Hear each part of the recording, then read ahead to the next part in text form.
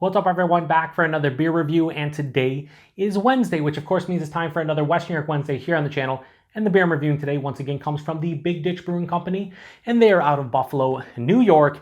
And this is their Dark English Mild, and this is a part of their Beer That Tastes Like a Beer series. So this is a Dark English Mild, and it comes in at 3.8% alcohol by volume, 19 IBUs at the time of review. This can is approximately 3 weeks old. So I really like this series from Big Ditch, despite the fact that I have not had or reviewed anything within it, and that's because let them explain it. We'll read the back because they talk about it in the first paragraph here. It says, "We love beer because of the diversity of styles that can be produced from the 4 basic ingredients of malt, hops, yeast, and water. But in a world where it seems like craft beer is increasingly tasting similar, not that we have anything against juicy IPAs and fruited sours, we wanted to shine a light on quote, a beer that tastes like beer to keep us from forgetting why we fell in love with craft beer in the first place." So they have released, I believe, a Scotch Ale, a Hefeweizen, West Coast IPA, and a couple other styles that I'm forgetting. But this one piqued my interest. Why? Because here in the United States, you do not see dark English milds. You don't see English milds in general. Very prevalent in the UK, more specifically England. They're on cask, a lot of different breweries. You just don't see them here.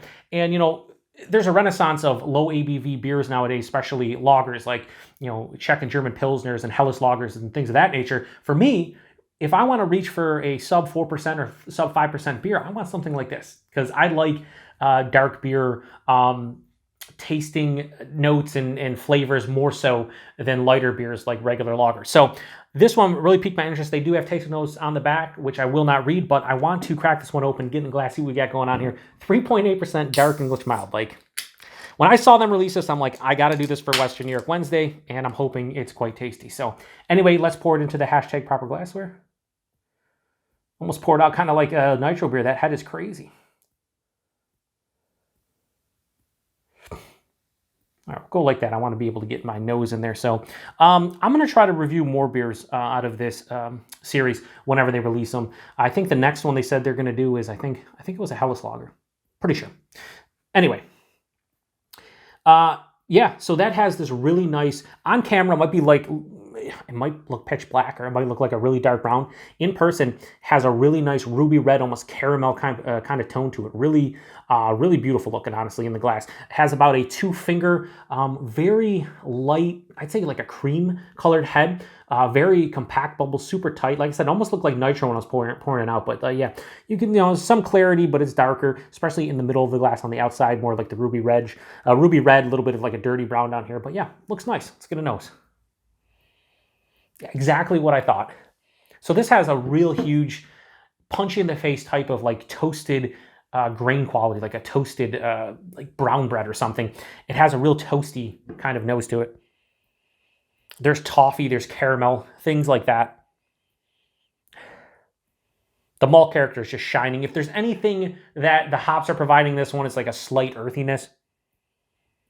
But a beer like this, you're looking for a very malt forward, super easy, super light drinking beer. Like, it's like you took a brown ale and kind of brewed it at like, you know, sub 4%. You want some of those similar characteristics, a touch of nuttiness in here. Oh, it just smells so inviting. This, to me, is one of those beers you could just sit here and sniff all day, and I just love it. Yeah, it's really nice. Let's get into it. Cheers, everybody.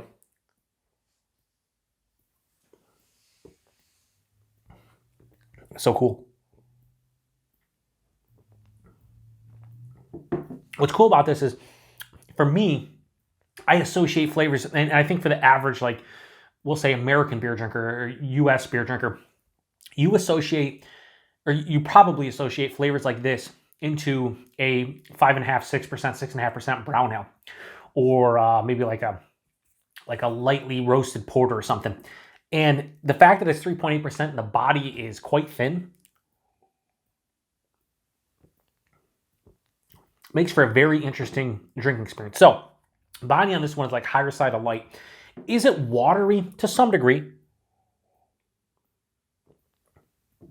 yeah, I mean, it's 3.8%, so it has a little bit of a watery kind of feel, but it's not just straight on like, this isn't like, to me, drinking like a light beer, like a Bud Light or Miller Lite or something. A little bit bigger body than that. That's why I say higher side of light. The mouthfeel has a lot of prickly carbonation, but it's so smooth on the palate.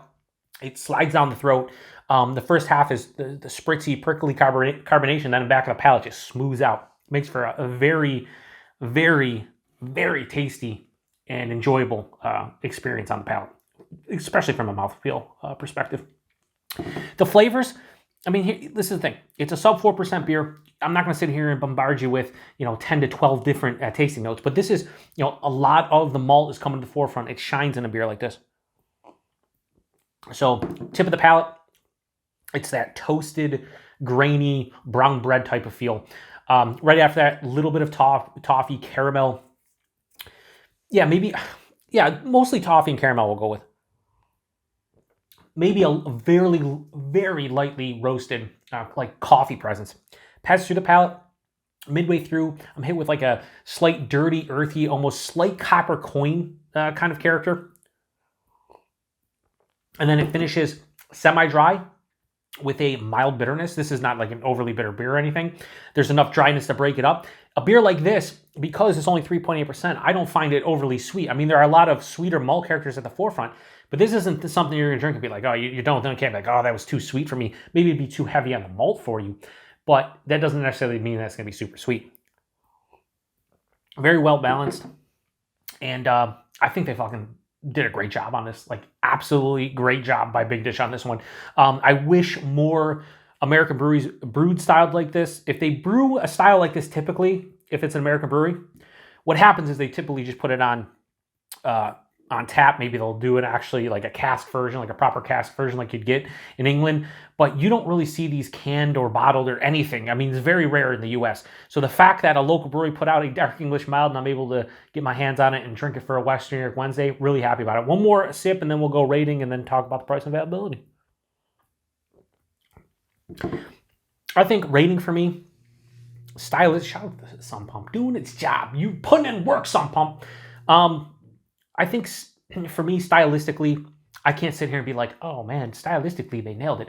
I know what a dark English mild should consist of in terms of tasting notes. I think they've done a pretty good job with this.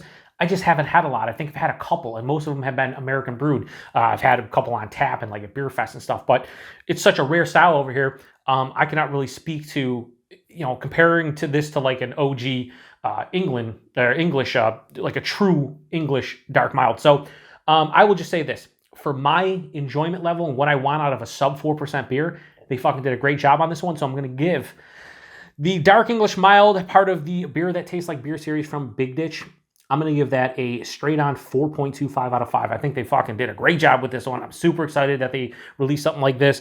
And like I said, I'm going to buy more within this series going forward. I don't know why I haven't really picked up any until now. If you're in the Western New York area or you're in New York State, I think Big Ditch does, pretty sure they deliver throughout New York State. Try this. If you're in New York City or you're, upstate in Albany and Syracuse and you don't see Big Ditch and you want to try this, see if they have any left on their website. By the time I post this, should be about a month old, because this is a style that you just don't see in the US. So price and availability. Price point on this one, I think, was $13 a 4-pack. A little bit steep, but like a lot of places are putting on $12 to $14, 4% German Pilsners or Helles Lagers. So yeah, that's fine for, honestly, $13 4-pack for a style like this. I'm fucking cool with it. Even at 3.8%, I'm cool with it. And availability, like I said, you got to be in New York State. Again, you can order, I'm pretty sure, off of their website and have it delivered throughout New York State. I don't think they get distribution outside of New York State. But yeah, if you're in Western New York, you're in New York State, you need to try this one, especially if you like porters, stouts, brown ales, something that has more of a malt forward kind of kick to it, because this is fucking really delicious for what it is. And not much more to say about it. 3.8%, yeah, sure, whatever. I do want to read the back real quick, because I did forget the taste note. It says, this nearly forgotten style amongst American consumers, but revered amongst brewers, features wonderful malt complexity. Biscuit. Yeah, so I said more like a toasted brown bread. Yeah, maybe a toasted like biscuit. Toast, yeah, roast, toffee, and coffee. I pretty much said everything. They're combined with an absolute drinkability. Yeah, for sure. So if you've had this one before, post in the comment section. What did you think about this? Have you had anything in the beer that tastes like a beer series? I really would have liked to try the Hefeweizen and I think the West Coast IPA, but I grabbed this one just because I wanted to grab it. And, you know, it's a rare style here in the U.S., so I did it. So anyway, appreciate everybody stopping by for another beer review here I want to say in the beer, not in the, on the Beer Patrol. Check back next Wednesday for another West New York Wednesday. Until then, cheers.